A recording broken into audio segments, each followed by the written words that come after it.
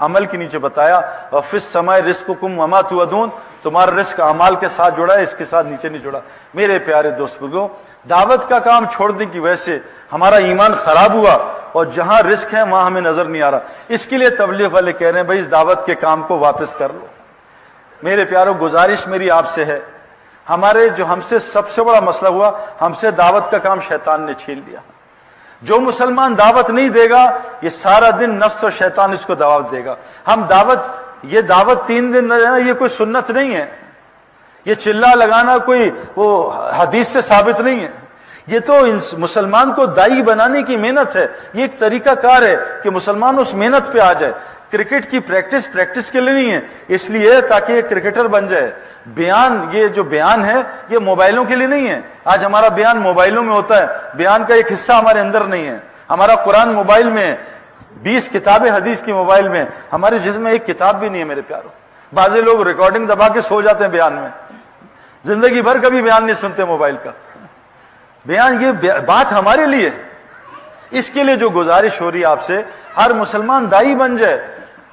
حضرت محمد صلی اللہ علیہ وسلم کی اتباع، آپ علیہ السلام دن میں مدثر تھے اور رات میں مزمل تھے، دن میں مجنون کی طرح لوگوں کو دعوت دیتے تھے۔ حدیث میں آتا ہے ایمان کی تجدید کرو۔ کہا ایمان کی تجدید کیسے کریں؟ کہا لا الہ الا اللہ کہا کرو۔ ہم صرف پڑھنے میں لگ گئے، پڑھنا الگ محنت ہے۔ جو لا الہ الا اللہ کا ذکر تنہائی میں نہیں کرے گا، اس کی دعوت میں اللہ جان نہیں رکھیں گے۔ جو تنہائی میں دعا تلاوت نہیں کرے گا، اس کی دعوت پھوکی ہوگی۔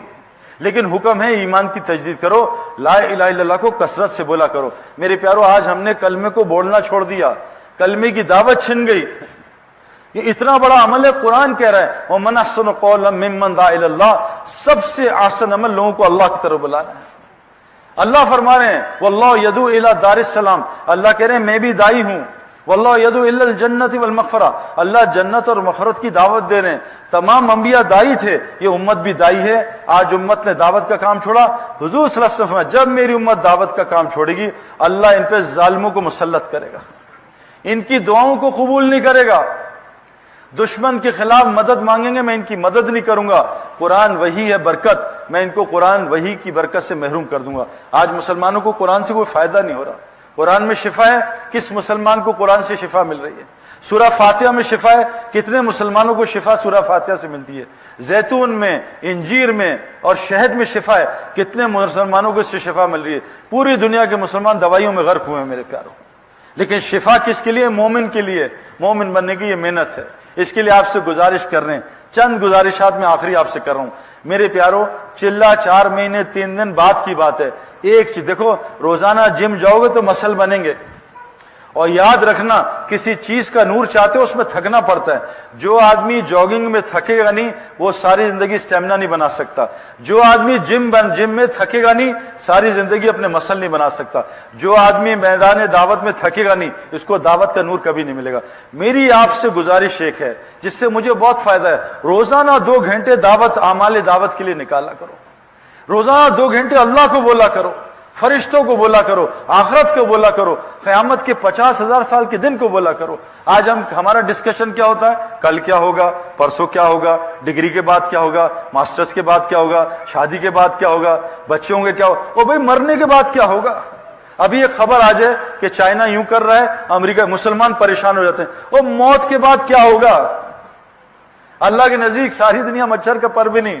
جب اللہ حساب کتاب لیں گے میرا کہ بتا دنیا میں تجھے بھیجا کیوں تھا؟ ایک آدمی نے موٹر سائیکل ادھر سے نکلا، ادھر نکلا، ادھر، بھائی کہاں جا رہے ہو؟ کوئی پتہ نہیں، بس ایسے ہی چلا رہا ہوں۔ وہ کہ تم جا کر رہے ہو؟ ہمیں مقصد ہی نہیں پتا کیوں آئے۔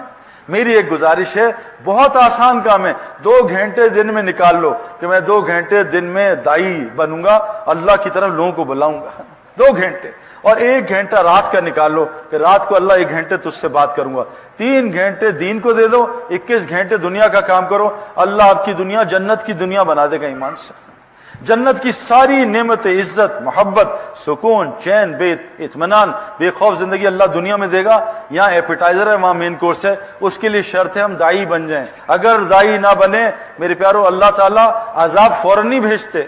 جیسے ڈاکٹر کڑوی گولی سے شروع کرتا ہے، اور پھر میٹھی گولی، پھر کڑوی گولی، پھر وہ ڈرپیں لگاتا ہے، پھر آپریشن کرتا ہے۔ اللہ کا بھی یہی نظام ہے۔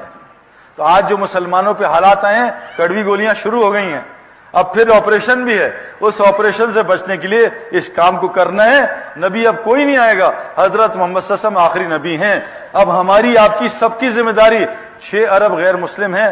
میرا ایک آپ سے سوال ہے، شیخ سدیس صاحب جمعہ پڑھا رہے ہوں مسجد حرام میں، پیچھے 10 لاکھ آدمی کھڑے ہیں، اور شیخ سدیس صاحب نے جمعے میں کہا اللہ اکبر، خطبے کے بعد نماز شروع ہو گئی اور سورہ فاتحہ شروع کر دی، اور سامنے ایک بچہ ہے 10-11 سال کا نابالغ، وہ کہے چیخے مارے کہ شیخ سدیس میرے کپڑے آگ لگ گئی ہے، مجھے میری جان بچاؤ، میں جل نہ جاؤں۔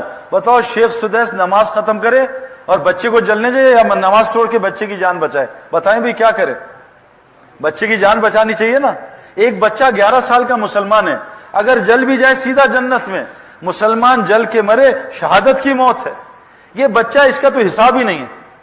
اب ایک بچے کی جان بچانا جو مسلمان ہے، دنیا کی آگ سے اس کو بچانے کے لیے نماز اتنی بڑی عبادت ہے کہ طواف بھی نماز کے لیے طواف بھی بند ہو جاتا ہے، بند کرو طواف، نماز ہو رہی ہے، اتنا بڑا عمل۔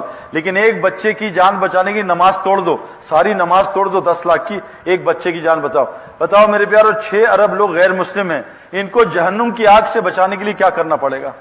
یہاں تو اگر نماز پڑھ دی نا پوری، پکڑ ہو جائے گی اللہ کی طرف سے، توڑو نماز، ایک بچے کو بچاؤ۔ 6 ارب لوگ جہنم کی آگ میں روزانہ 2 لاکھ جا رہے ہیں، مسلمان کو کوئی فرق ہی نہیں پڑ رہا، بتاؤ ہم بچ جائیں گے؟